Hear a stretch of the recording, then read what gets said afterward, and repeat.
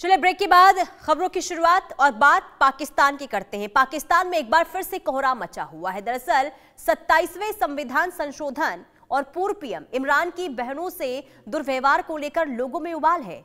इस मुद्दे को लेकर राजनीतिक दलों ने सरकार के खिलाफ मोर्चा खोल दिया है। पाकिस्तान तहरीके इंसाफ यानी कि पीटीआई और तहरीके तहफ़्फ़ुज़ आईना ए पाकिस्तान यानी कि टीटीएपी समर्थकों ने सरकार के खिलाफ देशव्यापी विरोध प्रदर्शन किया और पीटीआई और टीटीएपी ने 27वें संविधान संशोधन और इसी के साथ ही रावलपिंडी की अदियाला जेल के बाहर पीटीआई के फाउंडर इमरान खान की बहनों के साथ कथित बुरे बर्ताव का विरोध करने के लिए खैबर पख्तूनख्वा, पंजाब और कराची में मिलकर प्रदर्शन यहां पर किया गया।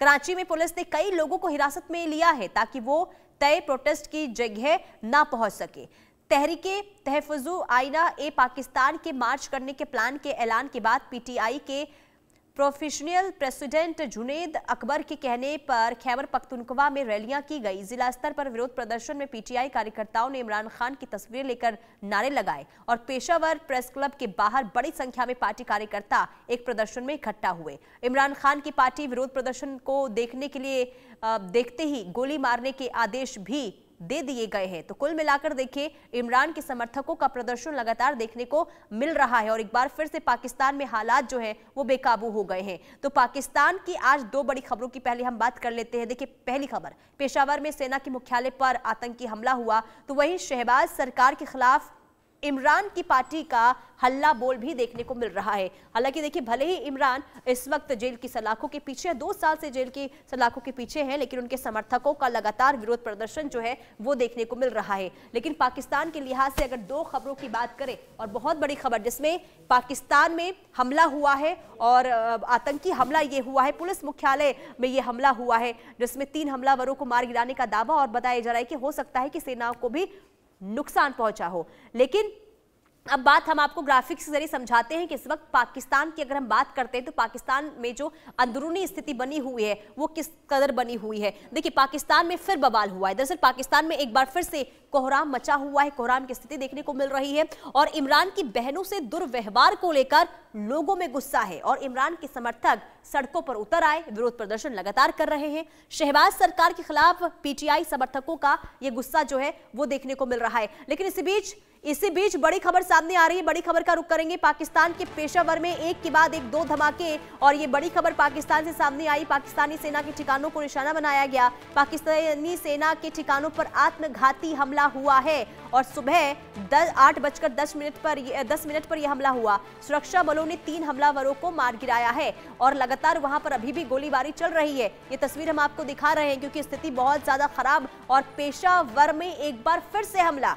इससे पहले भी कई दफा हमला और ये वही जगह है जहां पर देखिए जाफर एक्सप्रेस को कब्जे में लिया गया था बीएलए की तरफ से और यहां पर जो धमाका हुआ है उसकी तस्वीर हम आपको दिखा रहे हैं। धमाके के बाद वहां पर क्या हालात बने हुए हैं और गोलीबारी अभी भी लगातार वहां पर हो रही है। हालांकि सुरक्षा बलों की ओर से यह कहा गया है कि अभी 3 हमलावरों को मार गिराया गया है और अभी भी कई हमलावर वहां पर हो सकते हैं क्योंकि देखिए ये कहा जा रहा है कि जब हमलावर वहां पर किसी भी तरीके से इन वारदातों को अंजाम देते हैं तो ये 1, 2 या 3 नहीं बल्कि भारी संख्या में वो वहां पर पहुंचते हैं और ऐसे में कहा जा रहा है कि अभी और भी हमलावर वहां पर मौजूद होंगे। अजय जांडियाल हमारे साथ, हमारे संवाददाता तमाम जानकारी के साथ जुड़ चुके हैं। अजय, क्या अपडेट अभी वहां से? क्या गोलीबारी अभी भी चल रही है? देखिए, बिल्कुल गोलीबारी भी चल रही है। जो ताज़ा जानकारी है उसके मुताबिक एक सुसाइड अटैक जो है ये दरअसल सेंट्रल फोर्सेस जो पाकिस्तान की है उस पर किया गया है, जिसमें बताया जा रहा है कि जो हमलावर थे वो सीधे इस जो कंपनी हेडक्वार्टर था वहां पे घुसे हैं और उसके बाद पेशावर में उन्होंने अंदर घुसकर लगातार ग्रेनेड अटैक किए, उसके बाद हमले किए, फायरिंग की, जिसमें काफी नुकसान जो है वो पैरामिलिट्री फोर्सेस जो पाकिस्तान की है उनको उठाना पड़ा है और उसके बाद से लगातार जो है ये इनकाउंटर जो है वो चल रहा है। ये हमलावर 2 से 3 बताए जा रहे थे मगर बताया जा रहा है कि ये सिर्फ वो थे जो अंदर घुसे थे मगर बाहर जो है लगभग 5 से 6 और हमलावर जो है वो बाहर खड़े थे जो बाहर से फायरिंग कर रहे थे। तो ऐसे में इन लोगों को मार गिराने की कवायद जो है वो पाकिस्तानी सेना कर रही है मगर ये जो फाइटर हैं ये लगातार आप देखें तो पाकिस्तानी सेना के लिए सरदर्द बने हुए हैं। खासतौर पे ये बलूचिस्तान लिबरेशन आर्मी और बलूचिस्तान लिबरेशन फ्रंट के जो लोग हैं ये लगातार हमला कर पाकिस्तानी सेना, पाकिस्तानी सुरक्षा बलों को निशाना बनाते हैं। अजय, क्या जानकारी मिल पाई है, हमलावर कौन थे? देखिए, अभी तक ये साफ नहीं हुआ है क्योंकि अभी ऑपरेशन चल रहा है, मगर क्योंकि ये इलाका जो है वो बलूचिस्तान के जो रिबल्स हैं, बीएलए बीएलएफ के जो संगठन हैं, उनके साथी हो सकते हैं, क्योंकि पहले भी देखें तो इतिहास रहा है कि बलूचिस्तान में पिछले काफी समय से बीएलए के लोग, बीएलएफ के लोग सक्रिय हैं, जो लगातार पाकिस्तानी फोर्सेस को निशाना बनाते हैं। बिल्कुल अजय, और बार बार सेना को निशाना बनाना ये क्या बताता है आखिर? बार बार सेना को, क्योंकि देखिए इससे पहले भी जाफर एक्सप्रेस को देखिए कब्जा कर लिया गया था, और इसके बाद वहां पर जो स्थिति, जो हालात बने थे सबने देखा, और एक बार फिर से पेशावर में सुरक्षा बलों की मुख्यालय यानी कि पुलिस मुख्यालय पर जो ये हमला हुआ है, तो बार बार टारगेट पर आखिर क्यों लिया जा रहा है?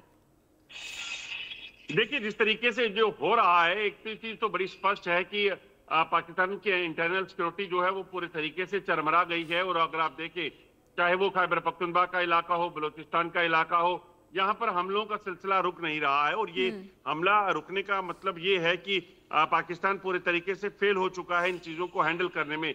अगर पाकिस्तानी सेना या सरकार जो है वो संजीदा होती तो शायद इन लोगों से बातचीत कर, या इन बाकी मीडिएशन जो ये अफगानिस्तान के साथ कर सकते हैं, तो इन लोगों के साथ भी मीडिएशन करके सुलझाया जा सकता था। मगर इन लोगों ने बड़ा प्रताड़न जो है वहां पे किया है, और इस प्रताड़न का ही ये नतीजा है कि आज पाकिस्तानी सेना को इस तरह के हालात का सामना करना पड़ रहा है।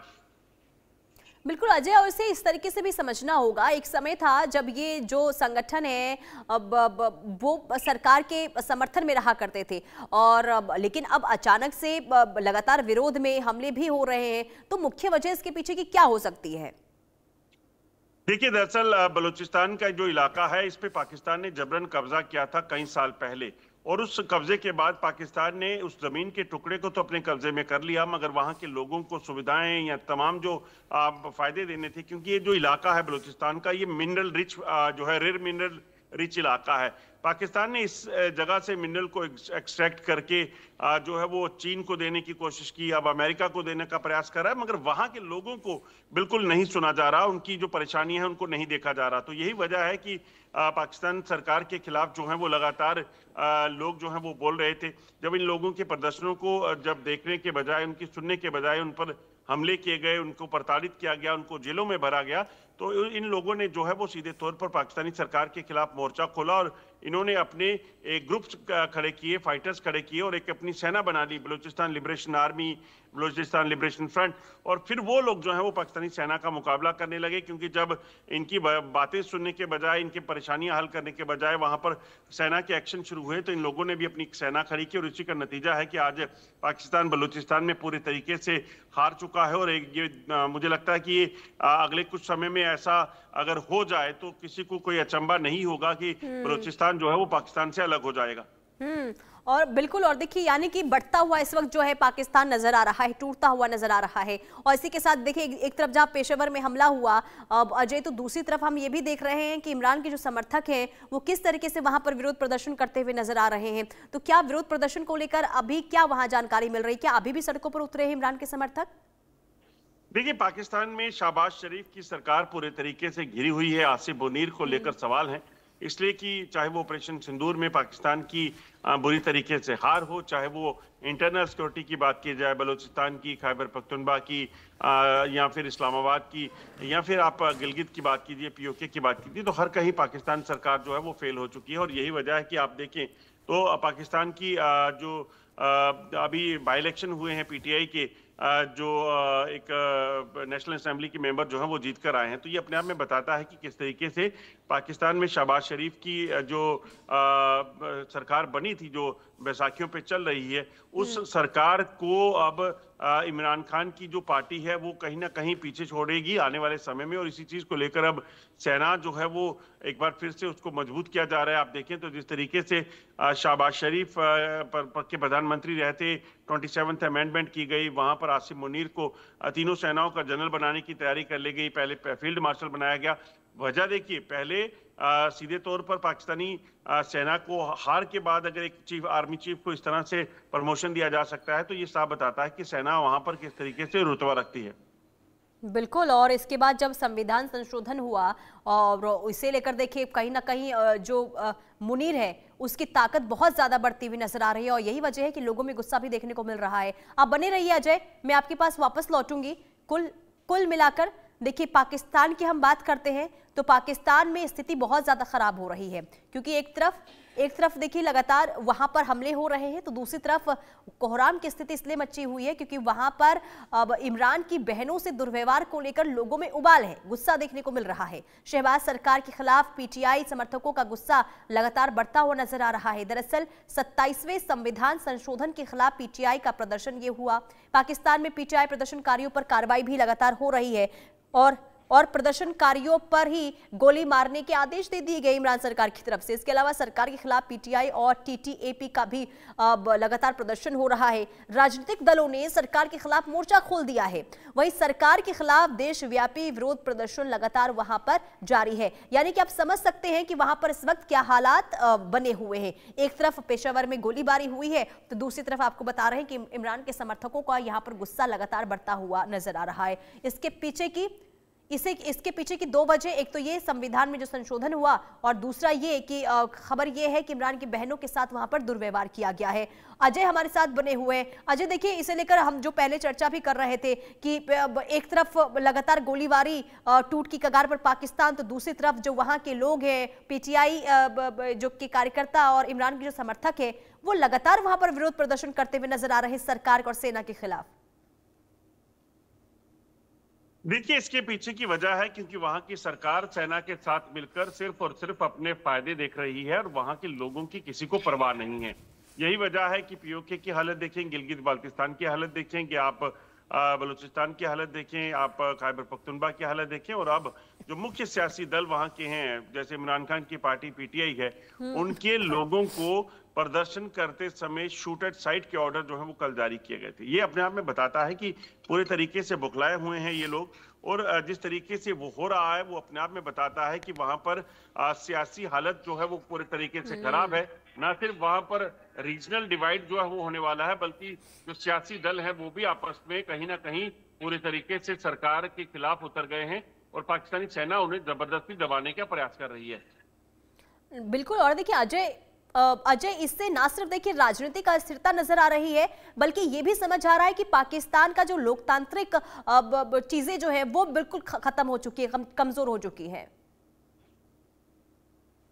बिल्कुल आप ठीक कह रही हैं। जिस तरीके की अगर मौजूदा स्थिति है, अगर उस स्थिति को देखा जाए तो मुझे लगता है कि पाकिस्तान की अंदरूनी हालत कैसी है, किस तरीके से लोग वहां पर अपनी परेशानियों को झेल रहे हैं, वो साफ दिखती हैं। और अगर ये चीजें जल्द सुधारी नहीं गई तो वो दिन दूर नहीं कि पाकिस्तान कई टुकड़ों में बटेगा। जो पाकिस्तान ने पहले 1971 में देखा था, वो चीजें जो है वो वापस दोहरानी कहीं ना कहीं शुरू कर देंगे वहां के लोग।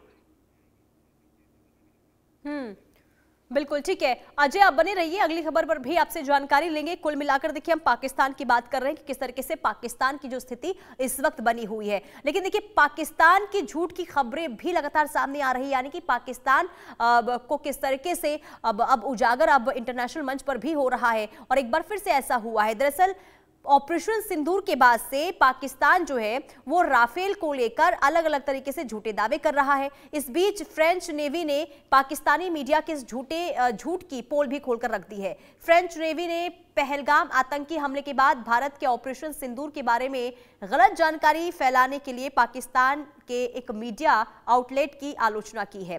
फ्रांसीसी नेवी ने पाकिस्तानी मीडिया द्वारा किए गए उन दावों का खंडन किया जिसमें दावा यह किया गया था कि एक फ्रांसीसी कमांडर मई 2025 के संघर्ष के दौरान पाकिस्तान की हवाई श्रेष्ठता की पुष्टि की और राफेल जेट के नुकसान की बात कही। फ्रांसीसी नौसेना ने इन रिपोर्टों को गलत सूचना करार दिया है और टीवी पर प्रकाशित लेख को भ्रामक बताया है। दरअसल पाकिस्तान की टीवी ने एक लेख प्रकाशित किया था जिसमें दावा यह किया गया था कि फ्रांसीसी कमांडर कैप्टन जैकिवस लाउने ने ऑपरेशन सिंदूर के दौरान हवाई मुठभेड़ में पाकिस्तान की श्रेष्ठता की पुष्टि की थी।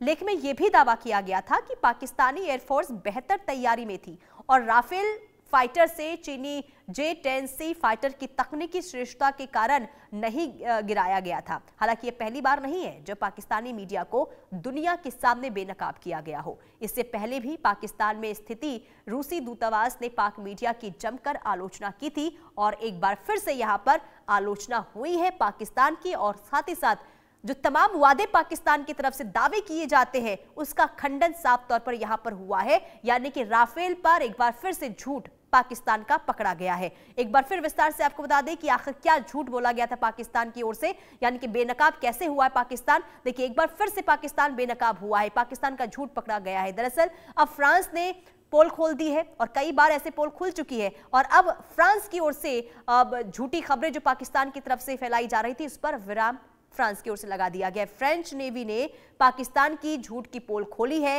फ्रांसीसी कमांडर ने पाक के दावे को फर्जी खबर करार दिया है। राफेल पर कैप्टन लाउने का बड़ा बयान सामने आया, किसी भी तरह के प्रकाशन के लिए अपनी सहमति नहीं दी। लेख में व्यापक रूप से गलत और भ्रामक सूचनाएं दी गई है, यह भी कहा गया। आपको बता दें कि सोशल मीडिया पर पाकिस्तान की जमकर इस वक्त आलोचना हो रही है। इस घटनाक्रम ने सोशल मीडिया पर नई बहस भी शुरू कर दी है। कई लोगों ने इसे पाकिस्तानी मीडिया में भारत विरोधी दुष्प्रचार करार दिया है। यानी कि कुल मिलाकर पाकिस्तान की हरकत एक बार फिर सबके सामने आ चुकी है। अजय हमारे साथ बने हुए हैं। अजय, बार बार पाकिस्तान तो झूठा साबित हुआ है, लेकिन राफेल को लेकर जो दावे किए जा रहे थे अब तो पूरी दुनिया के सामने आ चुका है कि पाकिस्तान किस हद तक झूठ बोल सकता है। देखो पुनीता, एक चीज बड़ी साफ है कि पाकिस्तान ने हर वो कोशिश की जिसके जरिए वो दुनिया को ये बता सके कि हमारे यहाँ सब ठीक ठाक है। मगर सबसे बड़ी जो चीज थी, सबसे बड़ा खुलासा जो उस वक्त हुआ था वो पाकिस्तान के लोगों ने किया। वो धमाके जो पाकिस्तानी एयरबेसिस में या फिर आप देखें तो जो जैश मोहम्मद के हेडक्वार्टर की बात की जाए, लश्कर तैयबा के हेडक्वार्टर की बात की जाए, या फिर आप देखें तो जैश के कमांडर जो है उसके परिवार और उसके जो लड़ाके थे, भाई थे, उसके मारे जाने की खबरों की बात को लेकर की जाए, भारत ने कोई दावा नहीं किया। पाकिस्तान के लोगों ने खुद बताया कि आखिरकार भारतीय सुरक्षा बलों ने पाकिस्तान का क्या हाल किया है। जब कुछ नहीं बन पाया तो एक चीज शुरू कर दी कि हमने राफेल मार गिराए, हमने फाइटर जेट मार गिराए। इन चीजों को लेकर जो है वो बयानबाजियां शुरू की। अब आहिस्ता आहिस्ता वो चीजें सारी साफ होने लगी हैं और पाकिस्तान सरकार किस तरीके से तमाम चीजों को लेकर जो है वो बुरे हाल में थी। पाकिस्तानी सेना का क्या हाल हुआ, कैसे पाकिस्तानी सेना के जो बेस कैंप थे वो उड़ाए गए, कैसे पाकिस्तानी एयरबेसिस जो है तबाह हुए, कैसे पाकिस्तान में टेरर लॉन्च पैड और उनके हेडक्वार्टर्स को तबाह किया गया। ये सारी चीजें जो है वो एक-एक कर तस्वीरों के जरिए पोस्ट जो अटैक है और प्री अटैक जो है वो सिचुएशन जो है वो एक-एक कर जो है वो दुनिया को सामने पता लगी और खासतौर पे पाकिस्तान के लोगों ने दिखाई।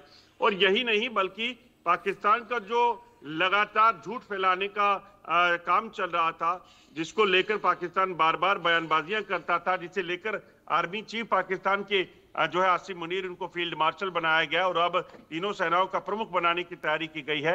ये तमाम चीजें जो हैं वो खुद एक्सपोज हुई हैं और कई एजेंसीज कुछ दिन पहले या जो है यूनाइटेड स्टेट की एक जो है रिपोर्ट है उसने ये साफ किया था कि राफेल को लेकर पाकिस्तान ने कैसे झूठ जो फैलाया था और चीन के जो J-35 फाइटर जेट थे उनको जब उनकी जो ट्रेड था वो कहीं ना कहीं उसमें हैम्पर हुआ, उस पर शेयर बहुत ज्यादा गिर गए थे और उसके बाद जो है अब कहीं ना कहीं फ्रेंच जो एजेंसी है उसने भी इस चीज का झूठ का जो पर्दाफाश किया और पाकिस्तान का जो झूठ फैलाने का काम चल रहा था उस पर कहीं ना कहीं अब अंकुश लगेगा और दुनिया को सच्चाई एक बार फिर से पता चलेगी।